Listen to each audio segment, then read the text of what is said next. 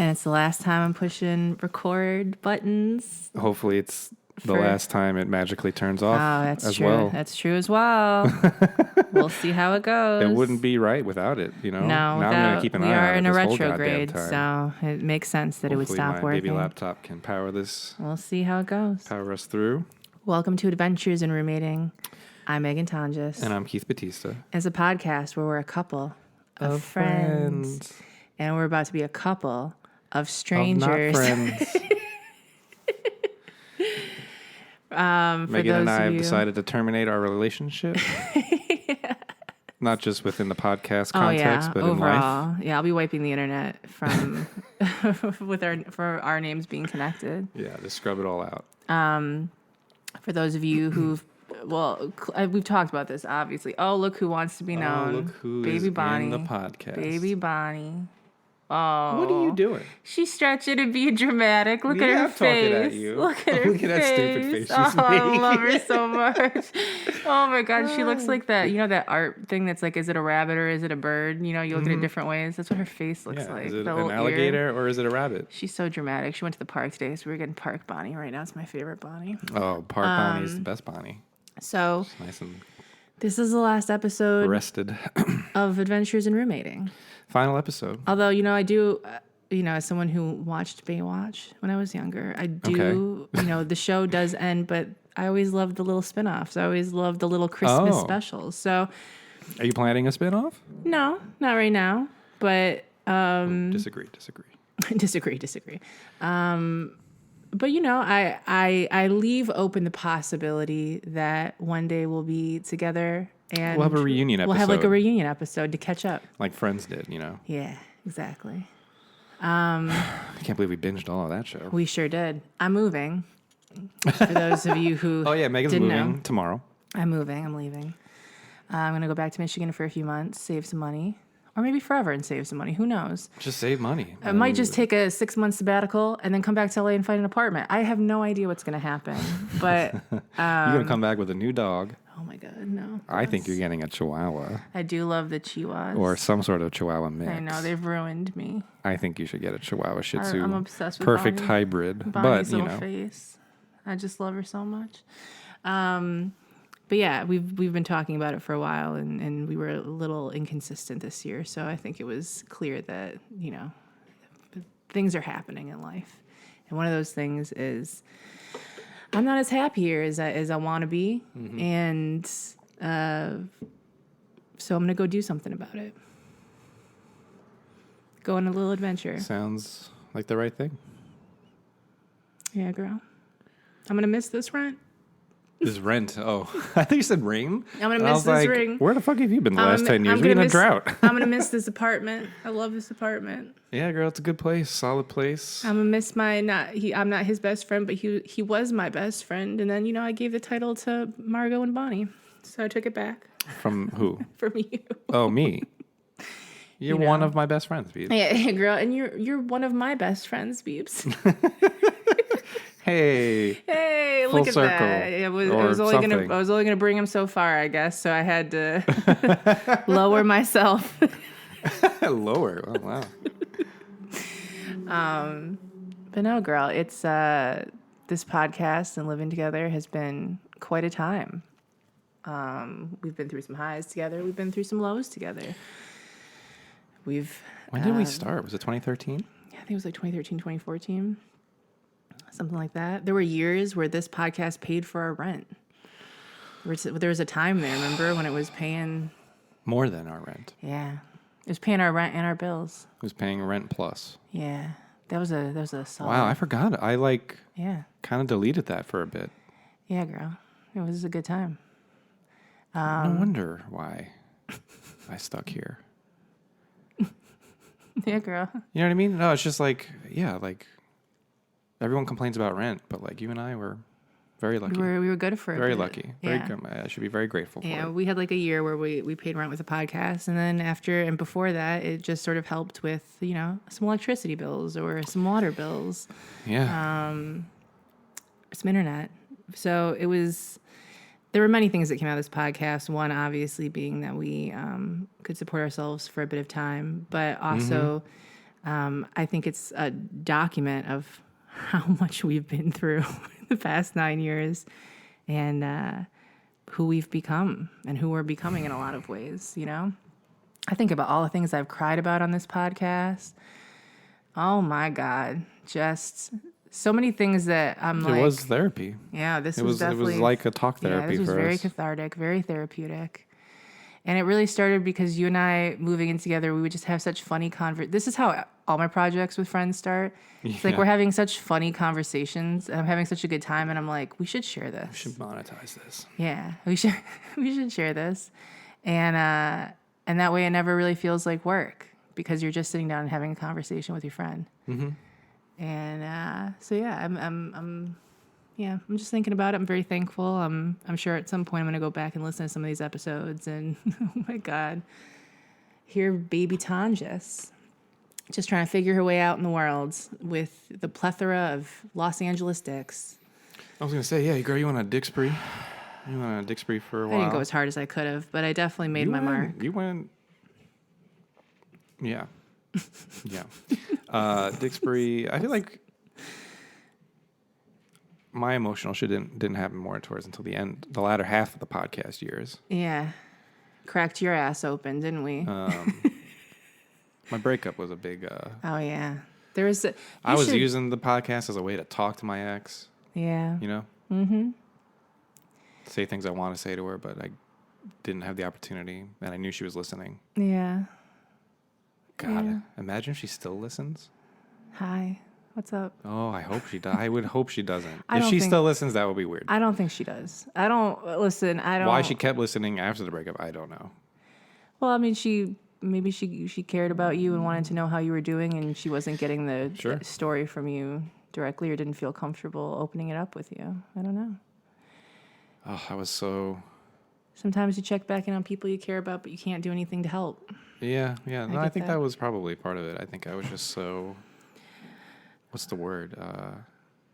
The only person that mattered at that time was me. Yeah. You know, my pain. Yeah. Oh, I've had my fair share of that, of like sharing experiences that I was going through where it was like, it was therapeutic to talk about it. And I was definitely in a place where it was like really hard for me to not talk about the things that were going on because I just didn't, it was like too much. It's like, I need to like work it out. And this was the place where a lot of that working out happened. Mm-hmm.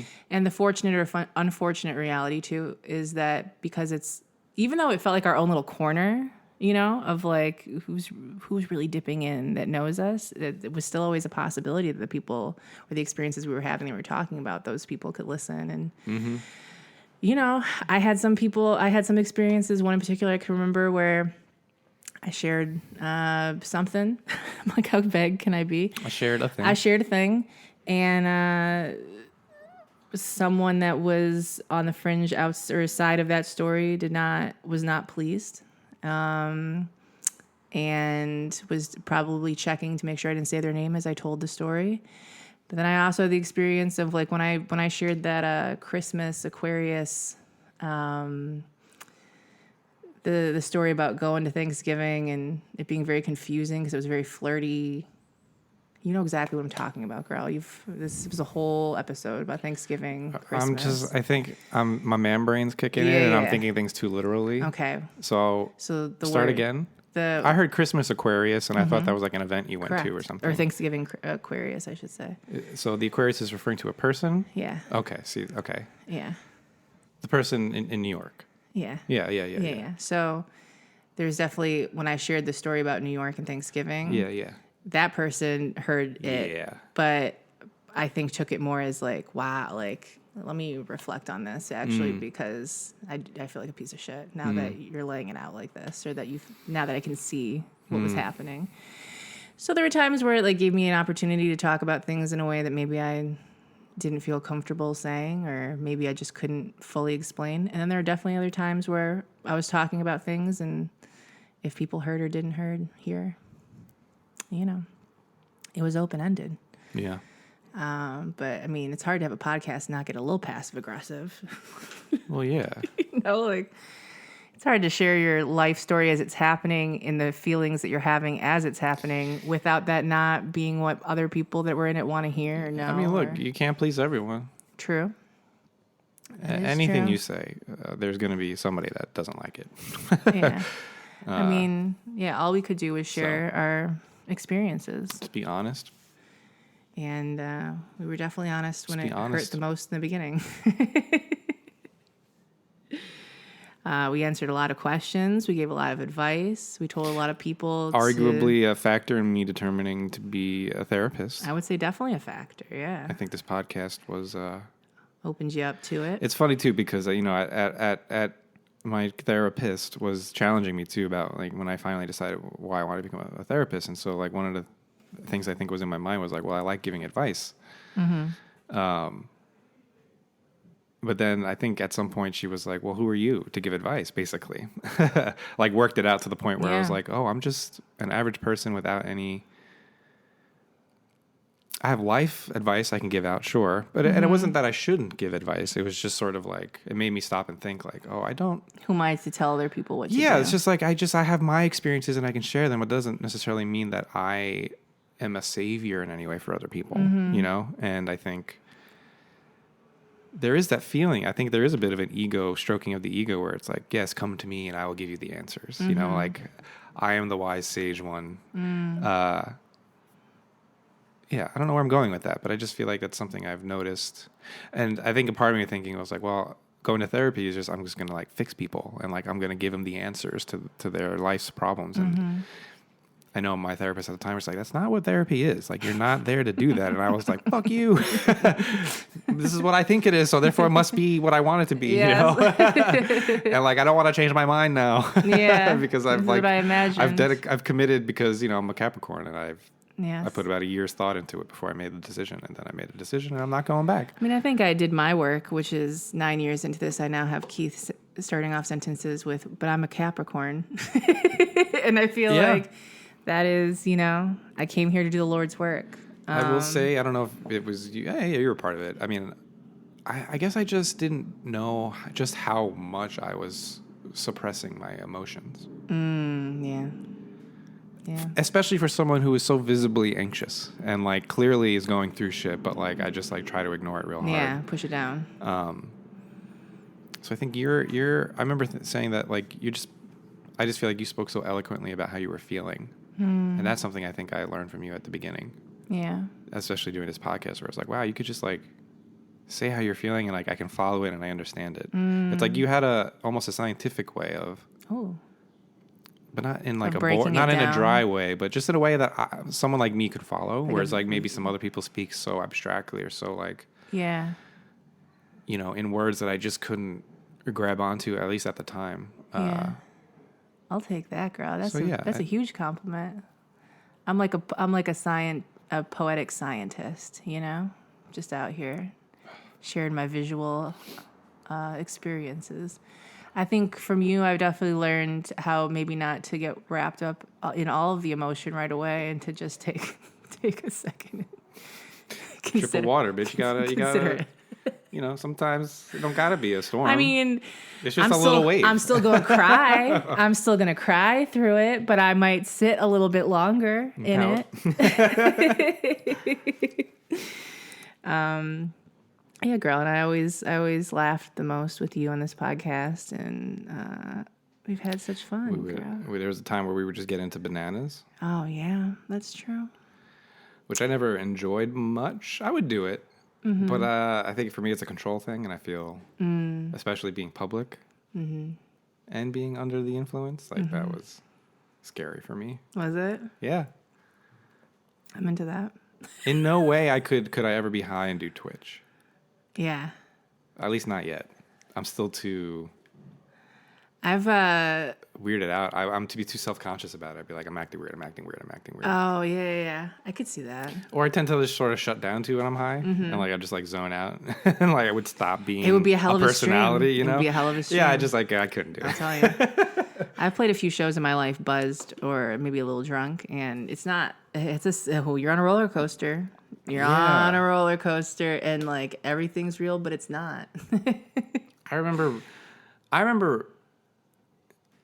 getting drunk and like being like, oh, okay, drunk's being fun at a party, but then like sitting down to drink while eating dinner. I didn't like the mix of being drunk and eating at the beginning. I was like, I just didn't like it. Interesting. It was a weird, like, this isn't what I'm used to feeling when I eat. I guess I got over that real quick at some point, but I remember being like, ooh, I don't like this. Yeah. But I just kept doing it. Remember when I just stopped drinking for like 3 years? Yeah. That was the time. Yeah. And only recently, really, I've had some beers. Yeah, you've been drinking A little bit. more and more. I still don't love it's not something I'm going back to, but it's definitely been You wanna like talk as on my way out. Oh wait, what am I talking about? Something that happened recently? I mean, there's so many things, girl. What Your most recent drinking escapade? My most recent drinking escapade. Very recent. How recent? Like 2 nights ago recent. I just want to hear you say it, Beebs. What happened, When you Beebs? went to see the... Oh.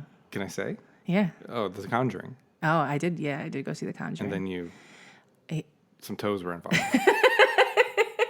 I couldn't wait. I just had to get to the toes. Okay. Yeah. Well, something. Okay. But the main point was you drank that night and you had a bit of a did. hangover day the next day. Yeah, I did not feel good the next day. You were, girl, you slept for half the day on the couch. Yeah, girl. I surely fucking did. Well, I mean, truly, when your couch becomes your bedroom, it's, when you're in the middle of moving, it's just like, what's the point of getting up, girl? This is my seat and my bed. We just lost our rainy Turned off. evening. It's done. It's all I right. had some complaints about the candles being under wood shelves. I bet you did. I bet you better write some notes down. You better leave in the comments It worries section. me a little bit.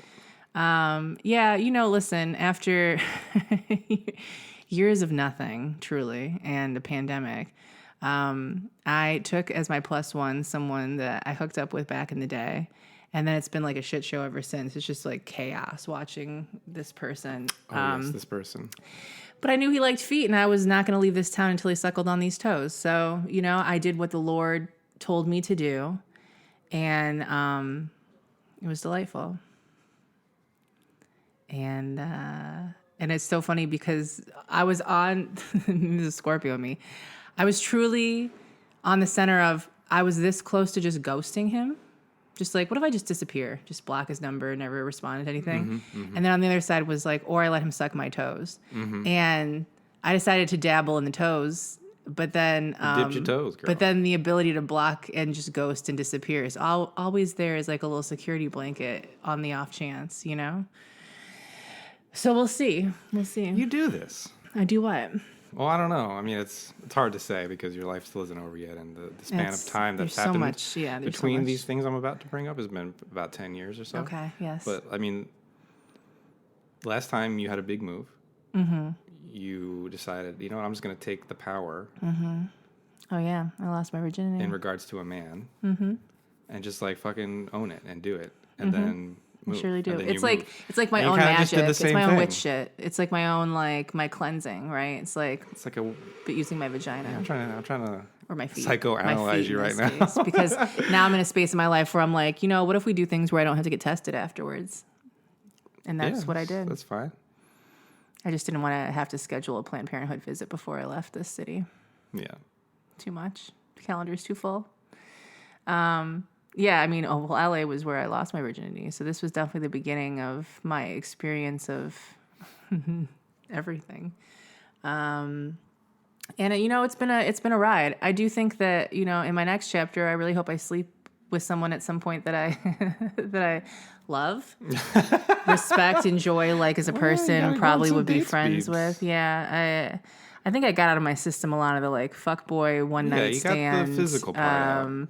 A lot of vulnerability. like yeah, The emotional I got connection. All my teenage, early 20s shit out here for sure. Got my heart broken a little bit so I could write some songs and cried about things on a podcast. #sorry Brad. #sorry Brad. Yeah, I look at things like that and I'm like, man, I would never pissed you off. I would react probably differently now. But there's a lot of those situations when I look back at the past decade of like, I would react differently now, or I might do a little less for sure. But what I did talking about it or how I felt about the situation, I still am like, but I understand why, So it's like not even a regret necessarily. It's just there's an adjustment in how maybe I would internalize things or react to things. But that's just, I think, growth. Yeah. and feeling how some of those things feel in my body in a way that I don't want to feel them the same way again. So, I'm just here so the universe can learn about itself through me. Mm-hmm. And I wanted the universe to learn about dicks. And now we're moving on to the next chapter. Dicks are good, they're all right. But beyond that, what else is going on, Beebs? Oh, what happened the other night, girl? After 9 years together, never having an ER emergency. Oh, my God. What happened? Oh, my God. I forgot that I was eager to tell the story. We'll see. So this is from my perspective. Yeah. Okay, guys? Okay. All right. We had a fucking night the other night. Please, tell a story. I got to charge my phone. Okay. So the night was young. I was taking Bonnie out for a walk. I was gathering Bonnie up for a walk. And I clip her, the collar on the leash. And for some reason, I decided to go out the back door. There's probably people out front I just didn't want to get tangled up in with the dog. So went out the back door. As I'm going, I remember you sitting up kind of quickly. Mm-hmm. I was like, that's weird. It just felt weird. It's like, I'm not used to this bitch moving so fast. Yeah, it was just something about that. I was like, that's serious. weird, but I'm just going to take my dog out for a walk. Mm-hmm. And it was a short walk. I just took her to the alley and back. And then I get back. And Megan no longer is on the couch. I was like, okay. Mm-hmm. I'm walking through the apartment. And I feel like as I'm approaching the bathroom, I hear you say something like, Bees, I think we might have to go to the hospital. Mm-hmm. And I turn the corner and I look into the bathroom and Megan's like sitting on the edge of the tub. Her hands are covered in blood, picking at her nose. Mm-hmm. I see that there's blood on the sink. There's blood on the mirror. There's blood on the mirror. Sprayed. She's just like, I don't know what she's doing. Shaking, bleeding. Literally shaking. I've never seen Megan shaking like this. And I'm like, I just was stunned. I was like, what is going on? Yeah. And apparently, I don't remember the exact words, but I'm sure it went something like, I think one of my nails got stuck up my nose. Mm-hmm. And Megan had just applied like stick-on nails, I guess, stick-on nails for her fingertips. And so one of them was loose. She said that she picked her nose. You could tell the rest of that part. But yeah, I remember just like, and then at a certain point, she's like trying to get it. She's like, blowing, and then there's blood, and I'm like, whoa. Yeah, it was bad. You're shaking, and I'm like... I couldn't stop. You were convinced it was up there, and I was like, okay, well, then we got to go to... I don't know what else to do. I mean, I was willing to, like, go up your nose with, like, a tweezer, but, like, you weren't... But there is, You weren't even, like... I don't know how to describe it, but you just weren't you. Yeah. And I was like, well, we just got to go to the hospital then. And so I started getting ready. I put on pants. Mm-hmm. Surely did. And then, I don't know, I think at that point is when you came out here to check for the nail, I guess, or whatever. And at that point, you found the nail. And we're pretty convinced there was no nail up your nose anymore. So what happened was, I was going, I wasn't doing like some deep dig up my nose by any stance, but there was like a little thing in my nose I was trying to get out, and this nail was loose. And so this is gonna gross me out. So I'm gonna feel a little woozy. I'll try to tell it. No, tell it, girl. Tell it. Be real. Ugh. And so this nail was loose, and so all of a sudden I realized it had kind of gotten stuck in my nostril. So then as I went to go get it, I feel like it was getting suckled back into my nasal passages. Like I couldn't grasp it. So when I got up from the couch, it was like a panic moment of like, holy shit. I need to stop breathing. I need to get to the bathroom. And then I did all the things that you're not supposed to do. I panicked. You were panicking. I tried to get it out of my nose with something sharp. That's what cut you, I think. Yeah, probably. I think that's what pierced me. But I almost felt like it started bleeding before I did that. Like I feel like I was trying to do it first. Maybe you scraped it first. I don't know. It was horrifying. It was horrifying, and I started bleeding everywhere. And I've never even had like a nosebleed really, so it was just so much blood. Once I saw that, I started shaking, like my right side. I couldn't stop shaking. My legs just couldn't stop shaking. And in my head, it was like it had been sucked up into my nose. It was gone. Like I was going to have to go to the hospital. Now, it's not even the fact that something might be in my nose or that I'm bleeding as much as the idea of going to the hospital, to the ER, especially because my childhood and like growing up and like it was like to be sick or hurt was to be in trouble. I mean, I've told the story about my brother like literally covering his face as a child, bleeding quietly so that he wouldn't get in trouble. Like, so that, and also my experiences with doctors and hospitals, it's just never been good. So it's like a legitimate fear of mine. So I freaked out. And then as you were getting dressed and I was like crying, I walked out just to double check, just to do a once over, just to make sure, because when I got up from the couch, I was trying to like, just like anything I could do to like, again, panicked. Yeah. And I came out and there was a little nail sitting there that matches the size, seems to be. So I'm 99% sure that there's nothing in me right now, but I'm also leaving that 1% open for like a calcified nail to one day be discovered inside of my nasal passages. But I've been sneezing a lot lately, but I think that's just allergies or something. I think if you sneezed, you would know. Yeah, I feel like it's only got so far to be. Because if it's stuck in there, you would feel some pain. I feel like I feel like it would be a problem. But you know what? Knock on wood. Hey, you know. Knock on wood. Maybe next time you go to the dentist, be like, could you do a quick... Just a little quick x-ray of my nose, just a little just to see if there's anything that might be in my nasal cavity. Just a little, without going into the story, just quick. Just real quick, you know? It truly is, all the time that we've lived together, we've never had to really test out our, like, you know, like when you're a kid and you're like, your family's supposed to have this plan of like where you all meet when there's a fire. Like there's like a designated spot you're all supposed to sort of go. My parents were like, the tree in the front yard, which I'm like, oh, the tree that's 6 feet from the house. That seems like a really safe place to be in the fire, but it was the spot, right? And I feel like we hadn't really, I guess, tested out our what if one of us has to go to the ER plan. But that was the night that, you know, I had no idea what even hospital... yeah. I mean, the good news is, and what I kept telling myself in the moment was like, okay, this isn't like a ruptured artery. Mm-hmm. Like we don't have to like be racing to the hospital. So like, that's what I just kept telling myself. I was like, she's fine. I know it's gonna be uncomfortable for her.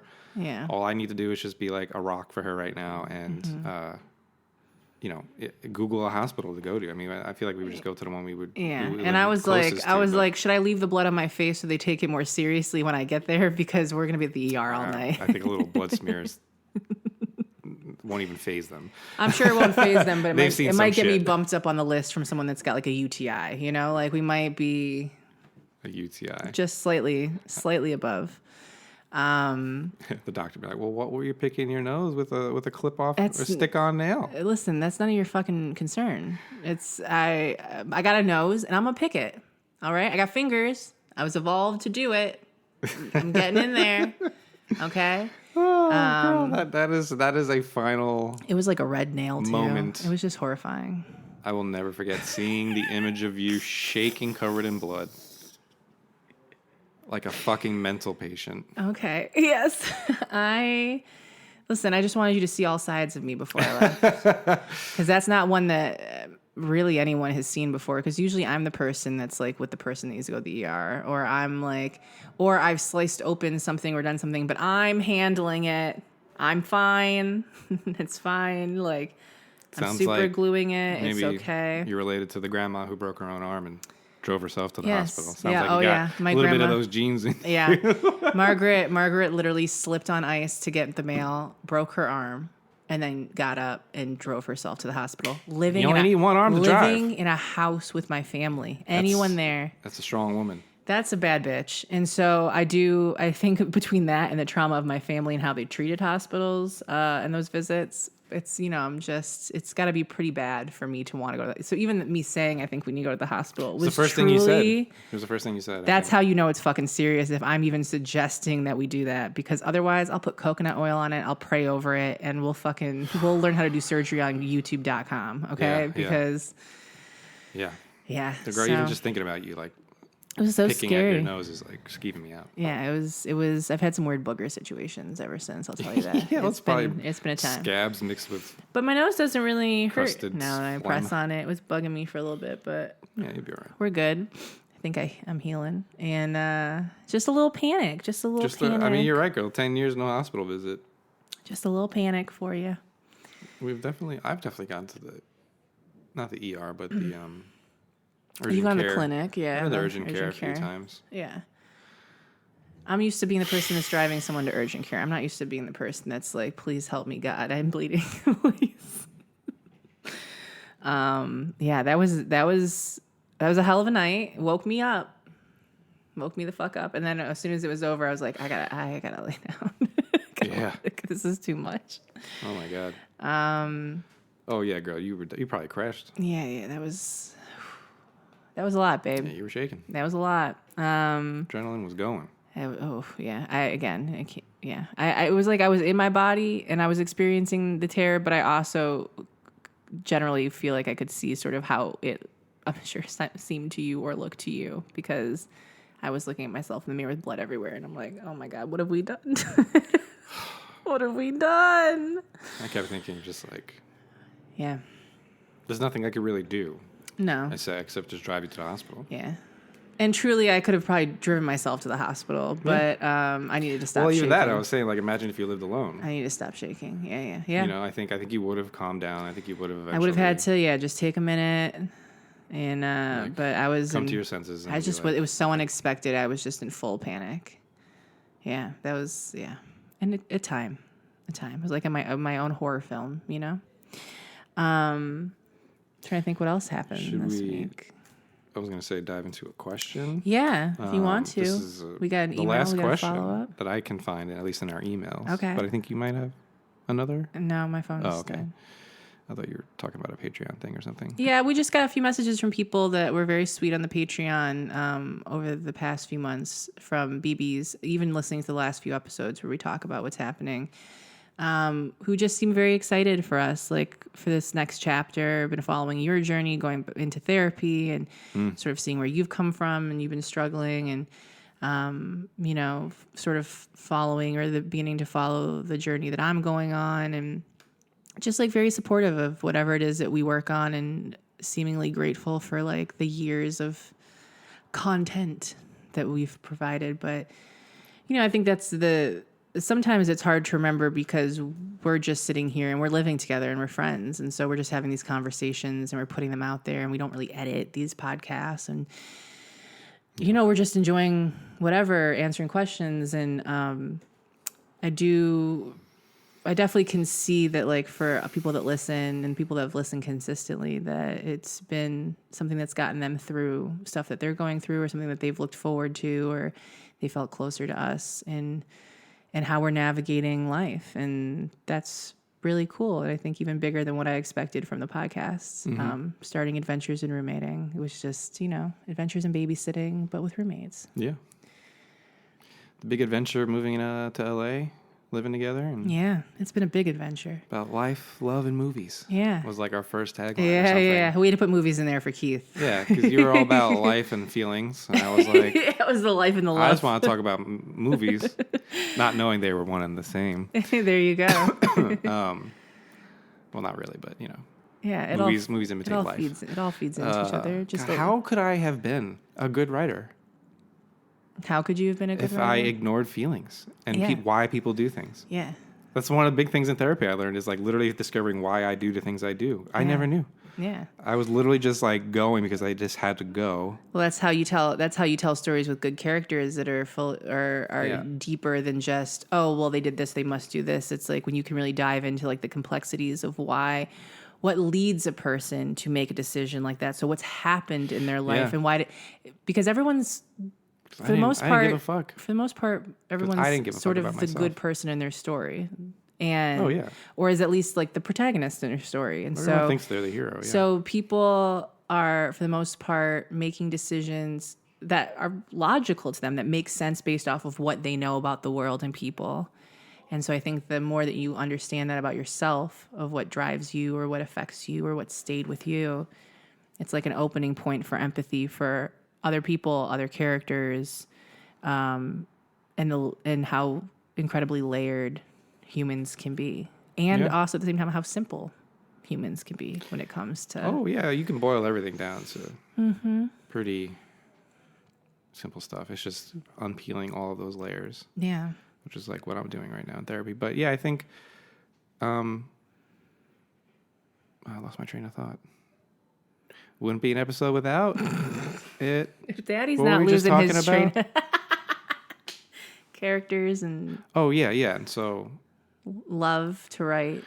Yeah, I just like, no wonder. Emotions. That's what I was going to say, is that I think it's no wonder that I stuck with comedy, or that I went the comedy route, because I feel like with comedy, it's a little bit more about comedy. The levity. And making people laugh, and the focus on like dramatic character growth isn't necessarily a huge focus of comedy. It's just what comedic, situations can you put the characters in that develops comedy. And so now I'm just like, I'm analyzing this as I'm saying it now, but it's like, oh shit, no wonder why I was more towards comedy. Well, to dive into the drama too is uncomfortable, because that requires you to like not only just sit with the emotions of it, but also potentially not like your characters in moments of their growth. Just like we don't like ourselves necessarily in moments of our growth, and to like not want to race forward and go through it, to like actually let it take its time and happen. And I think that, it requires like a patience and like a comfortability with like really uncomfortable stuff that takes time to develop. Because I it's funny too, because my goal was always to, I want to make like an amazing dramatic movie that like moves people. Like that was always sort of like the ultimate goal. In terms of like my film. Yeah, I like comedy, but it was a way for me to break into, or like much like how horror movie makers or famous directors tend to start out in horror and then move out from there. But yeah, it's just horror movie directors. I'm losing my train of thought again. Wow, it's crazy. I'm eating too many bananas this last week. My therapist is going to be mad. You guys send this to her. Anyway, long story short, I just think it's like, I keep thinking to myself, wow, maybe learning about psychology was a better film school than film school. I think that maybe film school needs to include a psychology portion for sure, so that you can get into the characterization of people and the understanding of people. I mean, it's just, I do think if I write now, my writing would be so much better, because now I can actually like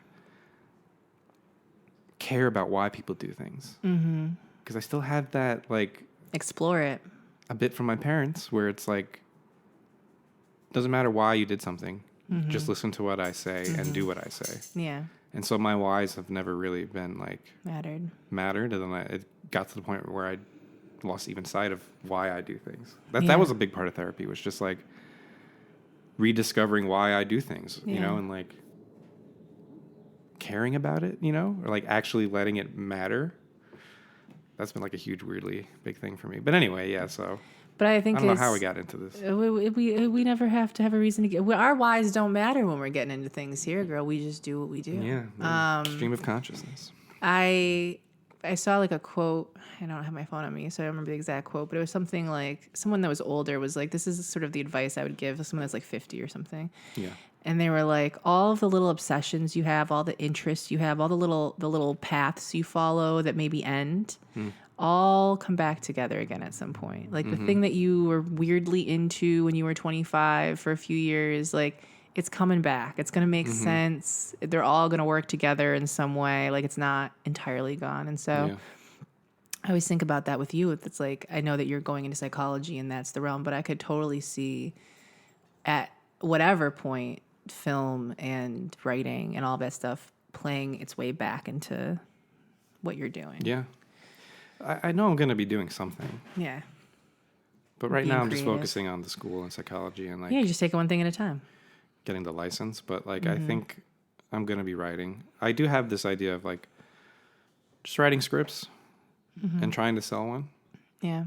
I don't care if it's even not for that much, but like, I keep thinking I could do that to help pay off school. Oops, sorry. To help pay off school. Aggressive. Yeah. Be very nice. Bonnie, you have an issue with that? Yeah, Bonnie's huffing and puffing. Huffing and puffing over there, mad about it. But yeah, I don't know, with like screenwriting, and I just feel like, like even today when we sat down for the podcast, I was like, I think I am going to do something. Yeah. And I think it is going to be related to psychology, or like helping to inform people about maybe things that might help them in the future. I mean, a lot of psychologists do that. Look at Katie Morton or any number of them on YouTube. Dude, so I think I'm probably going to follow in that. I'm deep on that route. Psychology TikTok, girl. We got a lot of therapists sharing stuff. And it's funny you say that thing about the past coming back up too, because I feel like that's starting to happen for me. I don't know quite in the same way, but like yesterday, I downloaded this new game called Cloudpunk, and it's just like a very simple RPG where you explore a cyberpunk futuristic sort of city, but it's really glowy and it's dark and it's got like this Blade Runner type future neon vibe, and like the feeling I have when I play the game. The game itself isn't very interesting to play. It's just sort of like driving around and picking up things and more about the characters and the story. But like the experience of being in the world and that feeling I get from it is a huge part of why I love this game. And that's good enough. Yeah. Yeah. It doesn't matter what anyone else thinks or if it measures up to. Old me would have been, well, who cares if you like how you feel? Like, is it a good game? Does it have this good stuff in it? Like all of these sort of check boxes about like what makes a good game. Now you're experiencing what it's like to just enjoy something in it. I know it's not the best game, but I like it. Yeah. The main reason I like it is because I like the aesthetic of the world and the feeling it gives me. And I can't explain. Love a glowy light. I can't explain what the feeling is. It's an immersion, I guess, or it's something. Probably a word in a language that we don't know that has many more words for these kinds of feelings. But yeah, like a sense of like connected peace when you're playing something. It's like how I feel when I play like Minecraft or like even Breath of the Wild. It's just like, I mean, those are arguably very good games and very intricate, but they could, here's the thing. It could be the best game in the world, but that doesn't mean someone's going to enjoy it. Right. Yeah. And so, and someone can enjoy something and it might not be the best game in the world. And so there's space for both of those things. It's like someone can tell you this is the most incredible game that's ever been made. And you're like, but I'm not. There's something about it aesthetically or the whatever it is. It's just, I'm not having fun. And that's, there are many reasons to play games, but fun is a big part of it. That was a snob. Yeah. And I liked it. I mean, there's nothing wrong with having high not expectations. What's the word? Standards. Standards. Yeah. But, I think sometimes those standards can keep you from just enjoying things. Yeah, I don't know why. I just keep going back to, like, the feeling I need to defend myself almost, where it's like, or I wouldn't let myself play the game because, like, the reviewers didn't think it was that great. I think there's an element and I want it to be in the mindset of what is good. Yeah, there's like a fear of being outcast, right? A fear of being bullied, a fear of being seen as not a good enough gamer or not like smart enough to understand what a good game is, or there's ego wrapped up in that. But all of that comes from anytime someone is like, sort of even on their soapbox in any little way, or like they feel that sort of, all of us do this, but like you feel that sort of like, aha, I know better, or I'm doing this, whatever. The core of that is it's like a defense thing almost. It's a way of putting yourself in a place where you don't feel like you're being perceived. You don't feel like you're being judged. You don't feel like anyone can. You're on your own little sort of mountain where it's safe. Yeah, it's safer and cleaner, and it serves its purpose. And then sometimes you keep yourself from the thing that's the most enjoyable, or just from being silly, the play aspect of games. I mean, I think that translates to life in general. Yeah, it's like sometimes people you can just don't like be other silly people and joyful. Experiencing joy. Or some people. Well, I think I think a lot of us are afraid to experience joy, and so if we can't do it and we don't know how to do it, then when we see other people doing it, it feels wrong, weird, different, bad. There's something that there's this wall that's sort of there that we can see, but we don't know how to get to, and so instead of I think it's almost envious. Bridging it. Yeah, I think it is a little bit of envy. Watching someone else experiencing joy, that childlike joy. There is like there's a lack of... The thought I would imagine they have is like, what the fuck you have why are you so fucking happy? How dare you be happy? Like this almost like they're trying to rob the joy, Or also... Because they're so miserable. And also kind of like... to be in a state of like child, like sort of like freedom, silliness, joy, is to be in a space where you're not concerned with the perceptions of other people. And so it's like when someone sees a kid, whatever, or sees someone that's acting in that way, I think there's a part of some of their brains, if they're feeling a little trapped in their own shit, of like, you're embarrassing yourself. Like, don't you feel embarrassed? Like, there's sort of this like understand, like you perceive how other people are watching this and like what they must be thinking and how inconvenient this is and how not appropriate this is and or whatever it is. Or even if, I think with video games too, there's definitely this, I know you've experienced it, of like this feeling of needing to defend the playing of games because they're seen as childish or immature, right? Mm-hmm. And so I think that maybe there's even an element of like, you're embarrassing us. They're not going to take us seriously. Like, we got to show them that it's art, that it's structured. It's like film, It's like, this is to be taken seriously. And to show the silliness of it is like, no, they're not going to get it. Yeah, well, I think video games were a huge part of my childhood. So that is where I find a lot of my joy. Yeah. And to escape. Mm-hmm. Some people binge Kardashians, some people drink. Mm-hmm. I think for me, it's video games. Or I like to do them all. Multi-hyphenate. Yeah. Anyway, so I think, just letting people experience joy.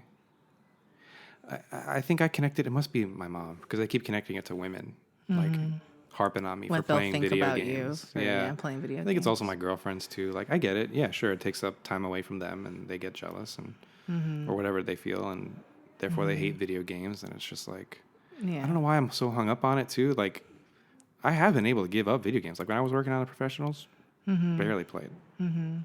Any free time I had went into professionals instead of gaming. Well, I think too that like, and I think part of this is that we don't have like a great. It's my sports. Yeah. That's what I tell. Well, that's the thing. That's what I want to tell girls I date. It's like, I'm not into sports. But I like video games. I'm not going to sit on the couch all day on a Sunday and just be like. But I might play Breath of the Wild. Unreachable for a whole day. But when that new Elder Scrolls comes out. Daddy needs a weekend. I'm going to need a day. And hours. But I think too, part of that as well. I will be a good father and a husband, but I need this time. I think part of that is and why I think, granted, I'm speaking, I guess, go for we're starting to talk about the type of women I go for in therapy too. So, but I think that there's ideally at some point you will find a partner who, how do I want to phrase this? I think to feel judged or to feel picked on or to feel like you're not measuring up in a relationship definitely plays a huge toll on your anxiety within that relationship of like what you feel like you need to be or hide or do to like appease, please, be wanted. But I also think a lot of those relationships were the time that's immature, where it's like, of course, people pick and like poke and do these things because no one's really comfortable in their own shit. But I think that... And a lot of it's play. Yeah, I think... Some of it can be very flirty. But I think picking, I think that like the reality is that it's not just dudes that play games. There are a lot of people that either play games that are women that also... Just a huge and or know of it.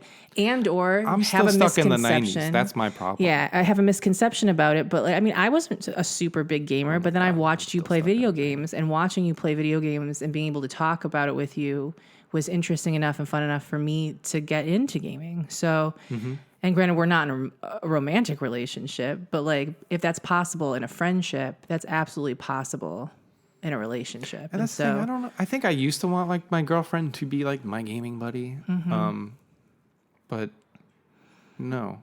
Yeah, I think it's okay to have your own things that you're into. In fact, yeah, I think I may even be coming. No, this is my thing. Mm-hmm. I mean, I would let her in, but I guess what I'm saying is I wouldn't have the expectation or the hope even. Well, I think that's the key is the expectation. She'll do this with me. Yeah, because if then you're going to be disappointed. If she wants to, great. If she doesn't, that's fine. If she's already a gamer, that's just an interest that we'll share. But I think the bigger piece of that is someone not understanding something or having a negative reaction to it, not being big enough to shake your feelings about that thing for you. Mm-hmm. So like I imagine you being in a relationship with someone where that comes up or they don't understand it, and instead of feeling like attacked or belittled or like, oh my God, now I have to like make myself smaller. I have to hide this part of myself because the red flag's been raised and now they know that I play games and I must be mature and I'm not enough of a man to be with them or whatever, like the trail of thoughts that goes, right? Is that I think a lot of times we can set the tone so if someone is coming at it and being picky or pointing out whatever, if you kind of respond to that, very like confident and knowing of like, no, I really enjoy this. It takes whatever that is that's going on, it takes it out of it. And so you kind of set the tone for the conversation you're going to have too, of like, you have all this knowledge about these things that you bring you joy, and it's something that you can share. And it's not something that is a bad part of you or makes you less of anything. And if they view it that way, and that's all, everything else is great, but Keith plays video games a few days a week.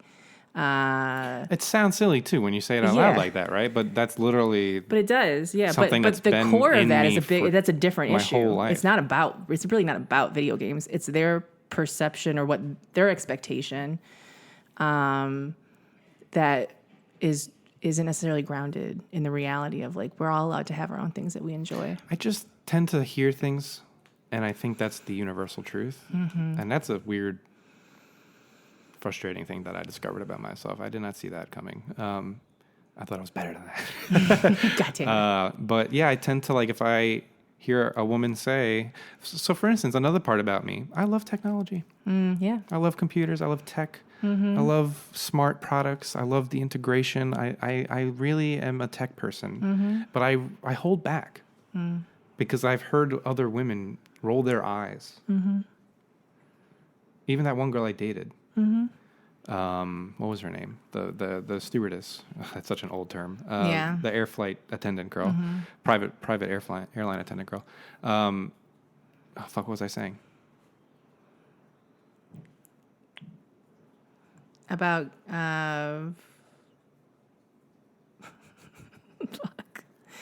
you're talking about, I don't know how to word it. Airline attendant girl. You were dating There's something about this girl, her. and universal truths of like. Oh, she seemed to roll her eyes at the fact that I like wanted a Tesla, and I was like, at that moment, I was like, oh, I guess I can't want a Tesla. I guess I can't want a Tesla. I'm gonna be with you. Jesus Christ!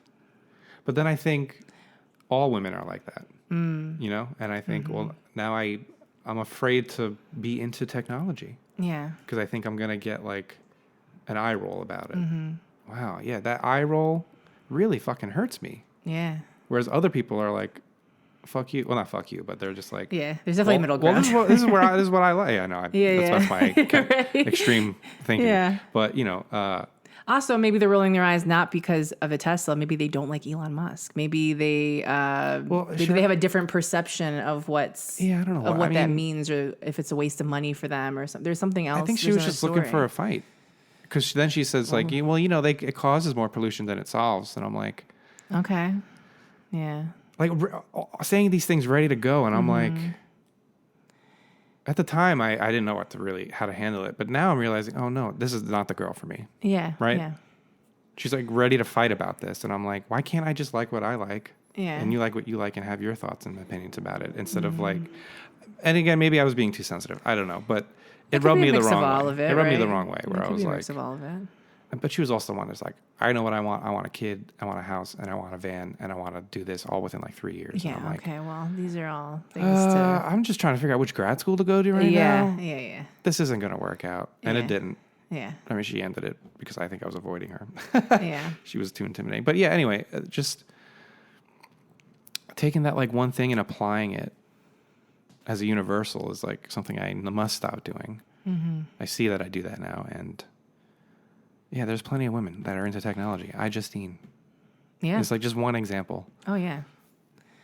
And all the girl streamers are into gaming. You know, like it's also like it's possible to find a partner or to date someone that again has their own thing, you have your own thing, and you can learn about it from each other. It's not always. Yeah. I'm just so afraid of being judged. Yeah, I think that's the core. Like if I am into someone who's like, you know, in their free time, they like volunteer at a shelter. That's great. And that's something I would love to do, but I just don't right now. And maybe I will in the future. But like, I'm going to play video games in my free time. Yeah. So maybe that means that we're just not right for each other. Well, here's the thing is like, I don't know where I was going. It could be that you're not right for each other, or it could just, I think the reality is that like, you're probably not going to find someone exactly like you that likes all the things that you like. I don't want to, right? So I used to, but not anymore. I think the goal, I'll speak for myself. Hey. I think the goal for me, hey, the goal is to like find someone or to be with someone who appreciates that you have things that you enjoy, is interested in learning about them through you, but it's not necessarily combative, like I'm trying to change this or I'm trying to break this down. And which I think is a mix of them doing that, but also you've talked about you being sort of maybe because you're afraid of being like judged for it, that there's an extra sensitivity to it as well. Yeah. But that's not a bad thing. I mean, I think it's just that it's a roadmap into you having to work on feeling more comfortable with the things that you're choosing to do for yourself and that you like, regardless of what the woman that you want thinks. Yeah, and even my therapist is like, do you really want to be with someone who makes fun of you? Yeah, doesn't want or like thinks that you playing video games or means that you're not the occasional cartoon means that you're like an unworthy person. Like, do you really want to be with someone like that? And I'm like, no, you're right. Yeah. But I think on some level I do. Like, there is this part of me that like wants to. It's, well, again, you gotta stop fucking around with I fiery Instagram gotta. But they're so fun though. Yeah, they're fun for a time, and then it gets anxiety ridden, and like no one's communicating. Well, that's anything. it, right? I just want to, and maybe in some ways I've always wanted this maturity, but never really knew about it, and / have been made to feel like that is actually not mature. But I just want to be with someone who, isn't interested anymore in like converting the person they're with into like who they want them to be. I want someone who is, or I want to start dating people who are, for the most part, like they know who they are, they've accepted who they are, good and bad. Important, the bad part, I think. Understanding that they're not a saint, and all that stuff, and. Speak for yourself, girl. And just is like, do what you want to do, and it's fine. Yeah. Yes, we're going to have some overlaps and things that we're going to want to do together, but that's the relationship part. But then outside of that is like... Yeah, I don't need to wipe the board clean of all the things you enjoyed before, and now I'm telling you what we're doing. Like that gets into really codependent territory where it's like you get into a relationship and then you start doing things not for yourself but for the other person. I'm working out not because I'm doing it for me. I'm working out because I'm doing it for my partner because I think that's what she or he wants. And so you're never doing anything for yourself anymore. And again, don't know where I'm going with that, but don't gotta go anywhere with it. Just thoughts. Of course, we're being interrupted by our neighbors. What podcast episode wouldn't? I don't know if they're even hearing it. They're stomping around upstairs. Everything's happening. Should we do this question? Sure. So this is a follow-up question. Okay. This is the part where I would say, hey guys, if you want to send us a question, but you don't have to anymore. You could always tweet at us though, or you can always send us DMs. Listen, maybe we'll answer questions, but also you never know. Adventures in Remaining the Book, Who knows? So this is a follow-up email. Hey, can y'all shut the fuck up? The first email said, my husband ghosted me. Okay. And this is a follow-up that says, update from the ghosted ex-wife. Okay. Now, they didn't... To remind everybody here, this is the 27 female Aries sun who met a man, a 32 male Virgo sun. Oh, is this the one that got Tinder. Moved in, had a kid, 6 months later they're divorced, and he was out. It signed her up as an authorized user on his credit cards. He came in, he was like, we've been together for a few weeks, babe. You want to put me on the lease and the credit cards and let's take out a loan together? Yeah. They went on a trip, joked about marriage. I would joke too. Ended up getting married. Yeah, it wasn't a joke. How funny, haha, was it? Quit her job so they could travel. Speaking of codependence, we literally that was a transition into this. This is the trap she's getting in. Yeah, this guy's literally removing all of her things that keep her independent. If someone shows up and you're like, yes, take everything in my life, please. There's something going on. This guy didn't like that she was trying to work through COVID. Bet he didn't. Got into fights. Eventually, there was a threat of. He said something like if she killed herself, he'd bring his new wife to her funeral. Yeah, just a really great person. Very conducive relationship we've got here. Okay, so let's go with the follow-up. This is the update. Hi, it's me, the impulsive Aries woman who married a man after knowing him for 45 days. 45 days. It's not just compulsive Aries, babe. Something else going on. That's less than 2 months. That is... a month and a half. Okay. Yep. Pretty much, right? You're looking for a life raft of 6 love. weeks. Yeah, it's... Okay. I mean, listen, I'm here for it. I am judging. Of course you're damn judging. right I'm judging. Well, listen, if it had a happy ending and it had been the soulmate that you were meant to be, I don't think there would be any judgment. Risky. Here. It's a risky choice. Risky. You put it all on red. You know? were playing the lottery and lost. Yeah. Like everybody does. Yeah. You definitely bought into Dogecoin. Speaking of which, it's not. maybe I'm we'll not follow doing well. up I'm not doing well. with your I'm not Doge. doing well with my Doge. All right. I just wanted to send in an update and provide context. He was an engineer and worked for the paper industry. The context was 45 days. That was the context. I don't think him working in the paper industry. I'm sure we asked all these questions. Or what TV shows. Yeah. I mean, I'm into it. Let's go. Give it to me. But I also think it's funny that in the digital age we live in, he is an engineer for a paper company. Okay. This is Dunder Mifflin. Yes. Which included a lot of travel throughout the southern states, which explains all of his time off. Yeah, I bet. I have been in therapy since the day he left. This man has multiple wives. And have grown in ways I could have never fathomed before. Me too, girl. Hell yeah. Welcome. Including taking time to know/love myself. Yes. Recognizing red flags. Mm-hmm. And also taking ownership and forgiving myself for decisions I made during that period. Hell yeah. Awesome. I have found a great job in what I'm interested in with coworkers that have been or have become a rock-solid support system as well. Hell yeah. Oh, yeah, you're definitely in therapy. I have taken a break from dating and am putting forth more effort into being an attentive mom to my daughter. Hell yeah. Only one kid, to clarify. Equal custody with her dad. Great relationship with her dad and stepmom.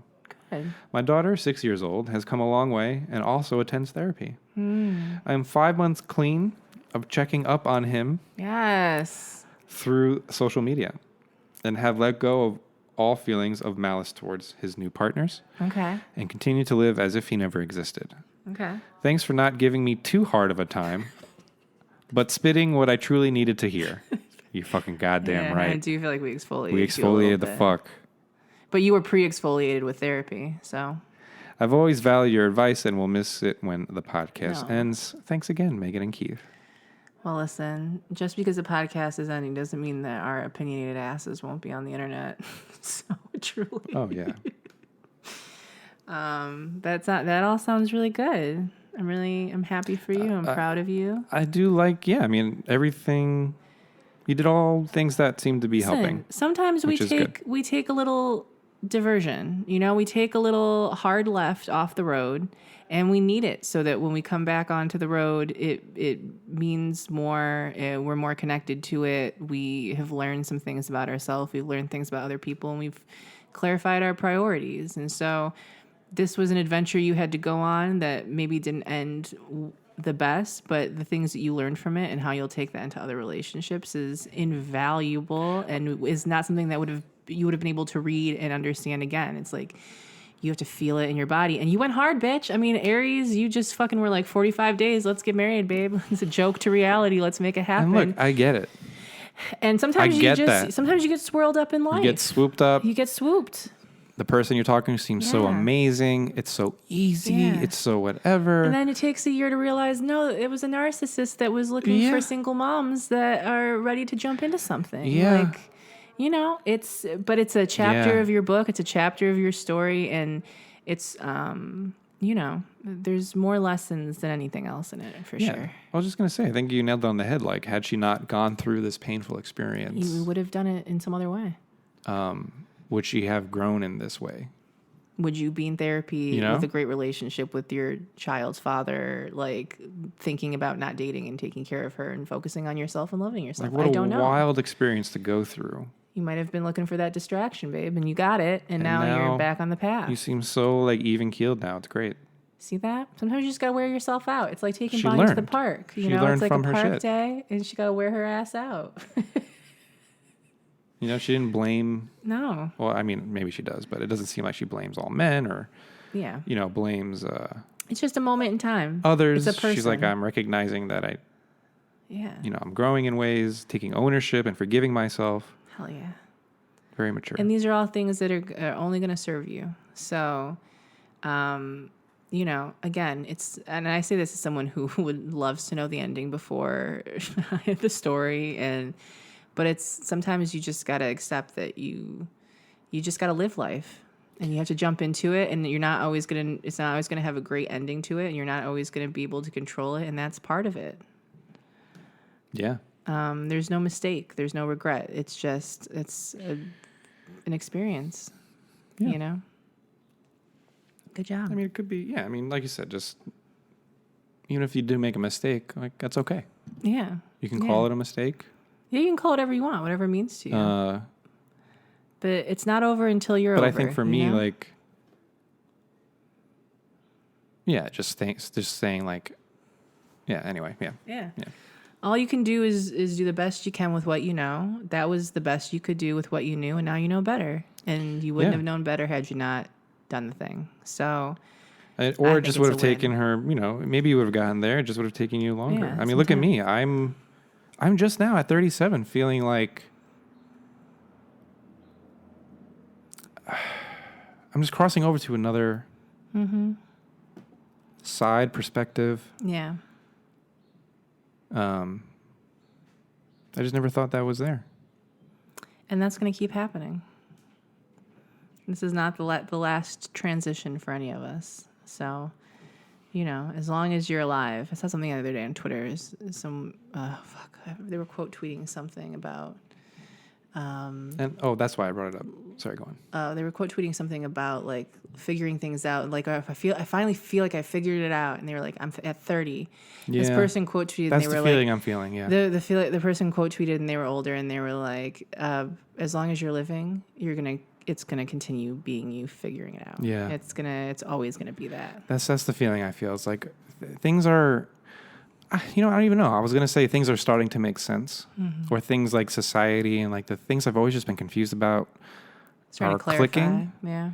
I don't even know if it's clicking so much as maybe I'm just like accepting being more open to that it is just what it is, and I don't have to like overanalyze it to like figure out what is the true meaning behind everything. Like there's this feeling of like calmness and like, oh, that's how the world works. Mm-hmm. Even though I don't like it. Yeah. That is how it works right now. Yeah. Just like little things like that. There's also more of the understanding of the power that you have in your own space, in your own life, or what's going to be. It really is a choice. Might be the world is this way, but I am controlling how I'm going to be and what I'm going to do for myself. That's it. It's this whole thing of feeling like I never really believed that you can choose to have a good day. Mm-hmm. It's like, how do you know what's going to happen? But I think. But coming into it with the attitude of it's going to be a good day. Well, at least having the attention. Definitely curb some of the bad day stuff that happens.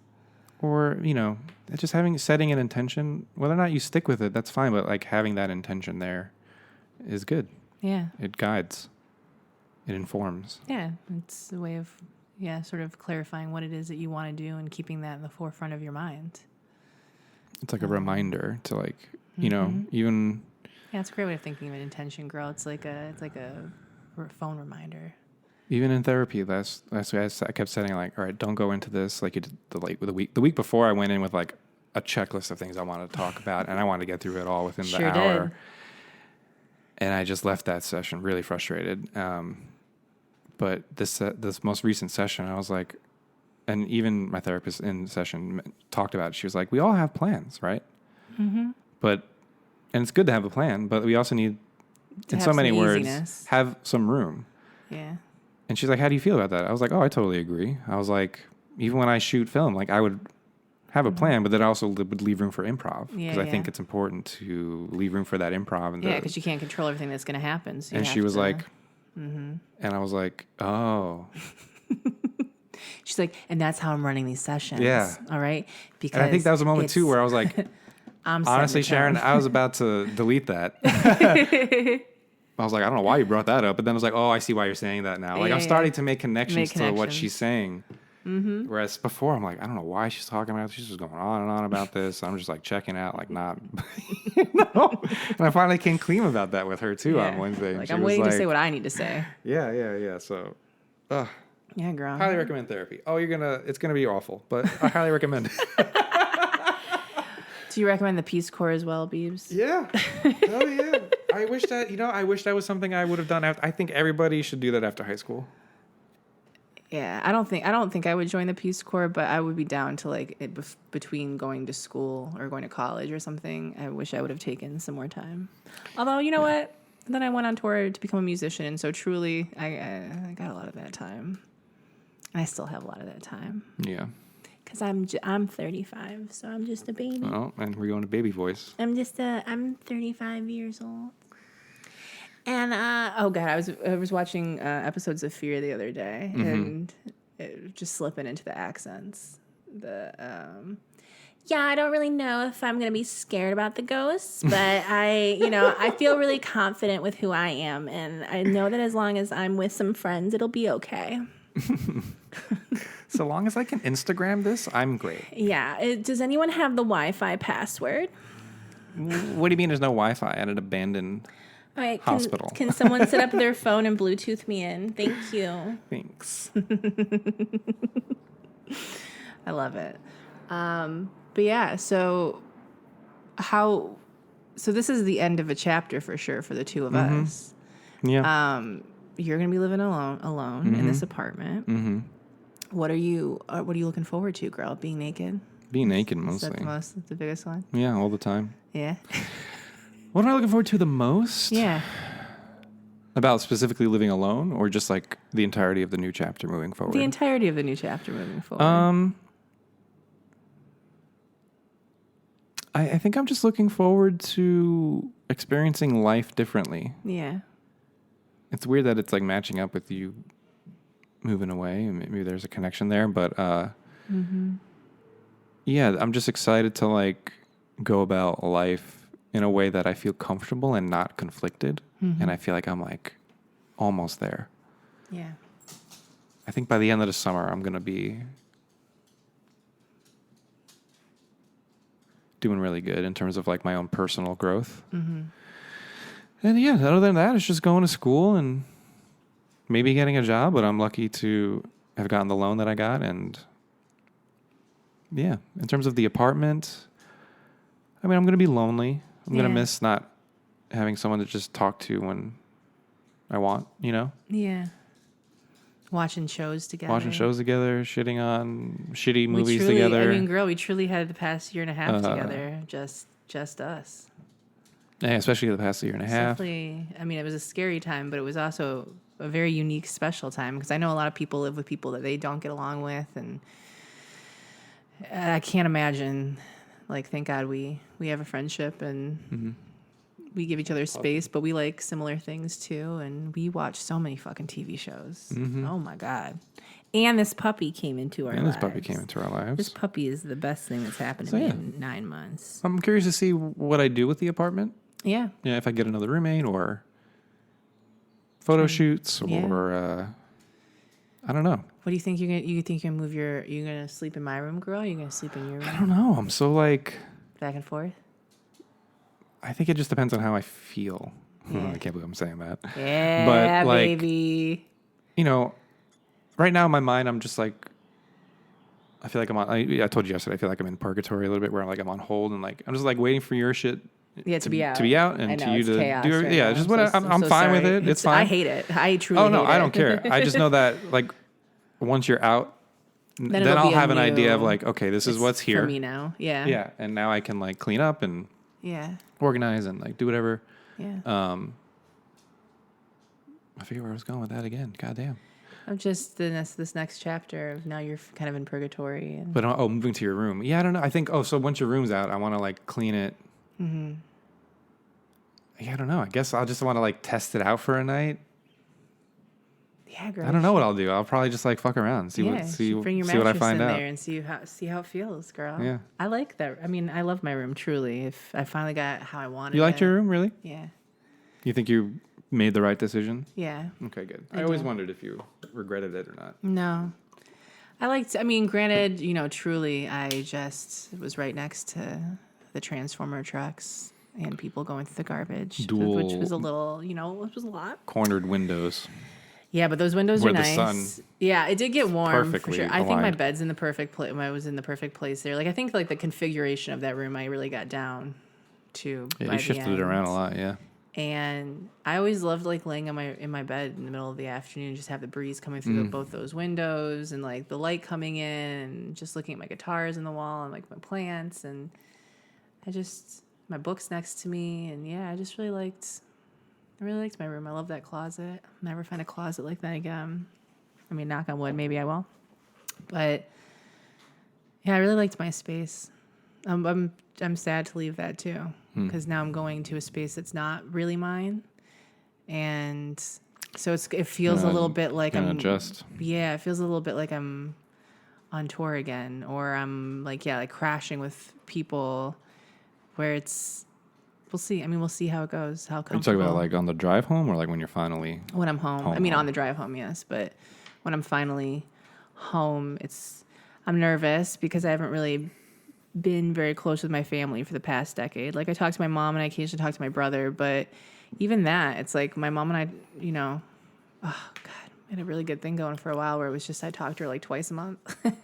I was like, my friends would talk to their parents like every other day, and I'm like, so thankful to not have that. Like I'm just living my own life, just doing my thing, and I think I got spoiled a little bit. But so that's gonna be a big adjustment, is like just being surrounded by people again that I feel like are gonna have to re-meet me as who I am, because I've been out here just living my adult version life, and I didn't even. Yeah, I'm realizing I'm like looking back at it, like me moving from other places before and the transition of how I go about it. And I will say the growth is that I'm not leaving you with a bunch of books like I left with Megan. I left my whole library with Megan, although I'm leaving with a lot of furniture. But, I didn't even. You leaving this plant? I'm going to try to take the plant. It's a fake plant. I didn't even know it was that good. I know, I hit it. I didn't even think I was going to take the lamp, You but got then a they put keyboard. I know, I got to see how much I can fit in my car. I'm have that little anxious keyboard, about too. it. I do. That's something I want to look into. It's a nice one. You got. Maybe I'll get into making music again, girl. I don't Hell know. yeah, girl. I mean, you got all this space, girl. This could be your little. I do feel like section. I'm gonna have like various, Yeah. like mini studios set up within there. Like here's Yeah, like this is my podcast area. This is my shooting this is area. my This is photos. yeah, This is my girl. music making. I mean, that was my fucking listen. When I thought I was gonna take this apartment, I truly was like, oh my God, I'm gonna have like my area where I shoot. I'm gonna have, I'm gonna have my office. That was definitely how I was gonna split it up. Yeah. But yeah, I just, even with this move and this idea, I didn't really ask anyone's opinion. Like I didn't like go back and forth with my mom, but like, what should I do? And which I don't know if that's good or bad. I'm taking it as a good sign of like, I just knew what I wanted to do and did it, and didn't feel like I needed to ask everyone's advice about it. I was just like, this is the move I'm making. But yeah, I think it was important for me to be out here and to be away from my family. I think there's a lot of growth that's happened for me, and a lot of being not around my father, I think, was a huge thing as it was going through, even though I was going through it and I was away from everyone. I think not being in that web was probably the reason why I was the only person that was able to really say, fuck you. Like, this is done. Excuse me.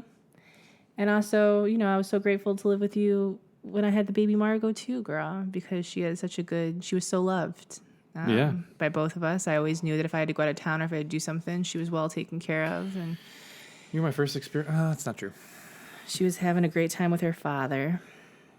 You're the first dog I lived with. Not you, but I am the you first bringing dog you lived Margot. with. You Listen were the to first that. bitch I ever fucking lived You with. know, listen, it was a heavy burden, Beebs. Why is it got to be heavy? You know, I mean, we could go this whole. It's very weighty. Yeah, it's a weighty burden. But I think this lived was like with a goddamn puppy husky once. sure and that did. was who like exploded shit all over the back. Which door. is, you know, listen, gave One day, you it's like- gave you the experience of, and when Margot came along, I'm sure it was a delightful little change. Yeah. Although she still had her little accents. I remember your affect changed. My affect? Mm-hmm. In what way? I mean, when you first moved here, you were just you. Yeah. I didn't necessarily notice it. I was like, all right, this is Megan. Mm-hmm. And then when you got the dog, though, you became happier. Yeah. Yeah. Or maybe not happier, but just less. Well, you said that to me when I brought Margot. You were like, Yeah. I didn't realize how unhappy you were. Yeah, I don't know. If I didn't wasn't wouldn't unhappy, peg you unhappy, but I think I wasn't as how much joy happy. she brings you. Yeah, she did. Might have been a better way to say it. I think that's me and dogs too, because Bonnie brings me that. Yeah, joy, too. you've got a. Yeah, I know you're getting a dog, girl. I know you're gonna At get some a dog. point. I just Once know you- I once love you having adjust- I love having a little pet. Giving you. Do you know when you're gonna actually make it to Michigan? Probably middle of the month at some point. I'm not sure Mid-June. when. I'm sort of leaving it open, I think, so I I'm think not, by like, August you're rushing. gonna have a dog. Yeah, I don't think I will though, don't think because so? again, I'm not going to be living in my own space. So it's like there are dogs already there. Me bringing a new dog in sounds like a fucking nightmare. Me having to like train a dog, and I mean, I got a pretty good pre-trained dog. you did. Where's this puppy? You did, but yeah, I don't think I'm gonna feel comfortable to get my own dog until I'm in my own space. In your own space. And I think by the time I'm in my own space, I might want to foster for a bit. Oh, okay. Because yeah, I yeah. do like, having a little bit of the freedom that I've had with being like the roommate Sure, of the person yeah. with the dog Yeah, that I yeah, didn't experience before. And so I think that's The other night when we went out for dinner was the first night I was like, oh, I gotta go home to take care of the dog. You know, like it was on my mind. That's right. But yeah, go on. That's right. Yeah. Oh, yeah. Welcome to it. But what was I saying? Yeah, I think I want to foster a little bit. Fostering, I yeah. think I love the idea of having like just giving as much love to little pups that need it. And then maybe through that finding the next dog that I'll have. But yeah, I mean, you know, listen, Margot was 11